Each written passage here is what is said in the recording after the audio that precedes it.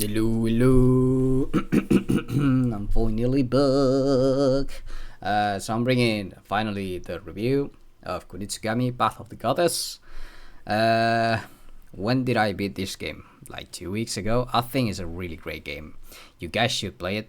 I've played it on Xbox Game Pass. It's not that expensive. I think it's like £30 or something like that. So it's reduced price. Oh, but it comes with a caveat. It's only digital, so if you guys love physical games, this one, it's only digital. Alright, let's go with the review, the trailer, and all that things. I'll put the trailer in the background while I'm talking about the game, I guess, as usual. Let me grab my analysis, the review.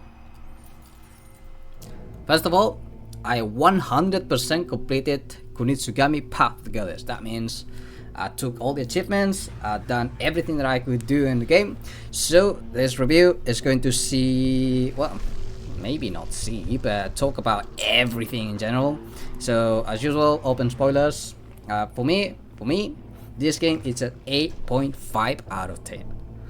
It's a handcrafted Capcom game that breaks away from established convention and becomes one of the year's surprises, at least for me. However, it has certain flaws that slightly tarnish the experience and keep it from reaching excellence.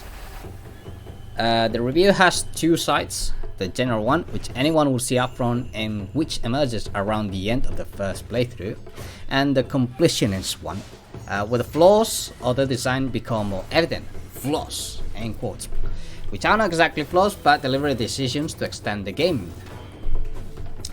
The concept is a game that is half hack and slash and half tower defense, essentially an action tower defense.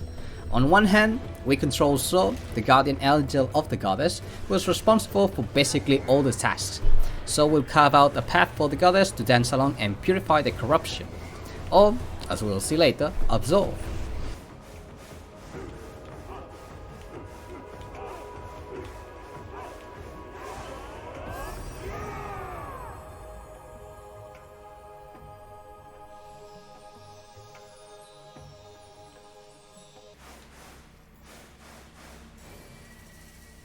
Okay. It's getting way too dark though. Stop that for now.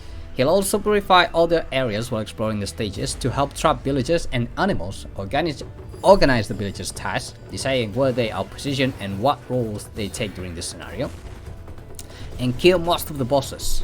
80% of the time, he'll also be rummaging through the bushes for crystals, which serve as the game's currency. So isn't just an angel, he's literally the goddess errand boy. Understandable when you consider that, on the other hand, there's the strategic or tower defense element. There's a very limited number of villages and buildings available per stage, so your strategy will be set from the start. Otherwise, the typical restart and swap your setup approach kicks in, and there won't be much room for maneuvering here. There's a decent variety of villager jobs/roles to choose from, but you have to unlock them by defeating bosses. Buildings are granted based on the scenario, but you don't place them freely. Instead, you decide which of the preset buildings in the stage you want to use. So, the room, again, for maneuvering initially and overall is very small. That's why So carries almost all the fun. Both sides feature fairly simple upgrade systems, although some features probably should have been default rather than hidden behind leveling up, like using a bow or giving an order for all villagers to gather at a specific spot. At first, you're limited to leveling up villagers, but as you progress, so can equip abilities. Essentials move like using a bow again, give specific orders, or equip amulets with different effects. Leveling up is unlocked through Musubi, another currency in-game, while amulets are obtained by thoroughly exploring and purifying stages, as well as completing challenges in each level. Está guay. A lo mejor cambio el estilo. Más que nada para probar cosas nuevas.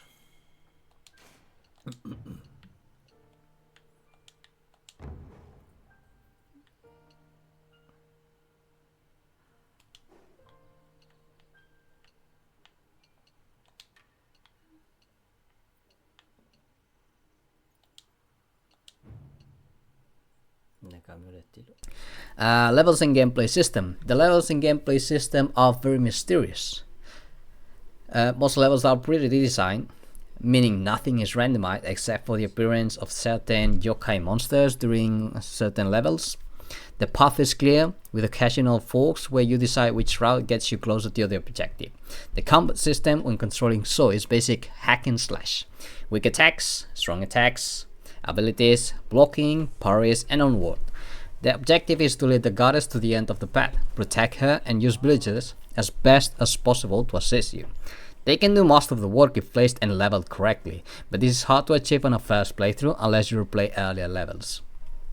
Each phase of the game is divided into two parts, one where the villagers shine and the management element dominates, and another where Saw and the villagers face off against the boss. Some bosses are quite interesting to fight, like the yokai possessed tree, but most are very basic and require more patience than skill, especially the final ones. The tedious finale. The final part deserves its own mention. It's a chore.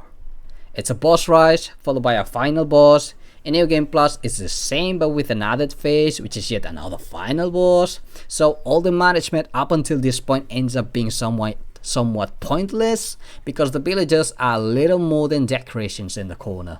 Unless you use the overpowered job for the villagers, but still, they will be standing somewhere in the corner while you just wait for them to do something. Defense becomes irrelevant. You just have to focus on not dying because a game over is guaranteed otherwise. If it's still what the game is like, and the trailers don't help, the closest comparisons will be the indie games Aegis Defenders and Orcs Must Die.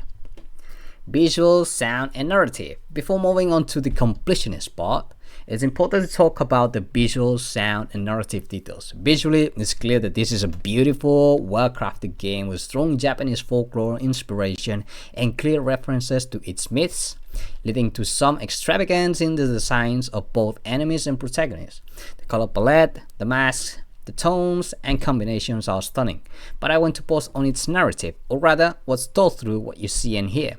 The story is sad and melancholic. As you play, you see how the state of the person you're protecting gradually worsens as she sacrifices herself for her people. Because that's her duty, it's the cycle. As you unlock minor details like suites and in-game artwork, presented as scrolls, the bitter feeling of doing good at someone else's expense grows. Those suites are offerings for the goddess, who deteriorates with every step and cannot eat normally. The music, while not particularly standout, emphasizes a sense of loneliness. And then New Game Plus arrives, presenting an option to reverse this and achieve a good ending without sacrifice. That is it really an option? Is it a what if scenario or something that happens in an alternate world? Let's put that aside, the completionist perspective. I want to elaborate on the theory that I was just mentioned. So let's move to the completionist part, which is short, but what I think the game's flaws stand out the most. For the main point, New Game Plus adds more challenges, some quite annoying, that could have been part of the first playthrough to avoid unnecessary repetition. And also, too, the lack of jobs early in the game, not in New Game Plus, becomes more apparent in certain scenarios. Some levels are clearly designed for 2-3 jobs, and adding more just puts the game into semi-automatic mode.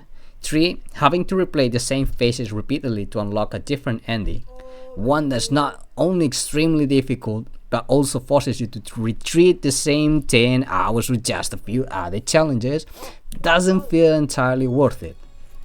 And my final thoughts. All that said, it's an incredible game and a very pleasant surprise.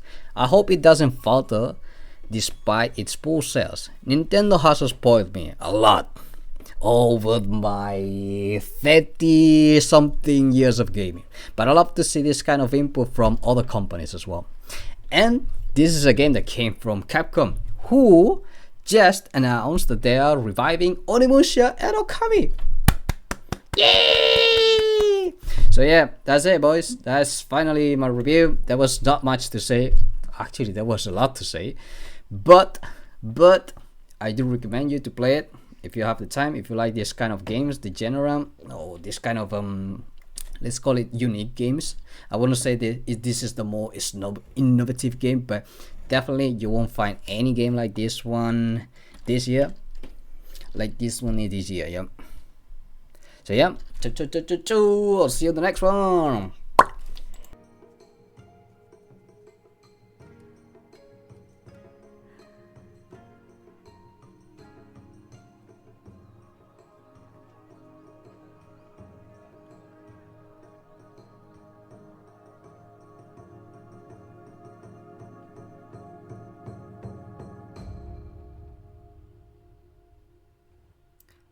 No sé qué final me gusta más, eh.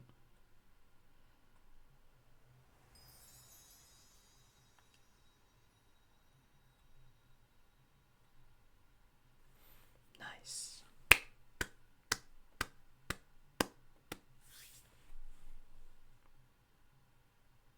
No, ahora sí que se acaba. ¡Vámonos!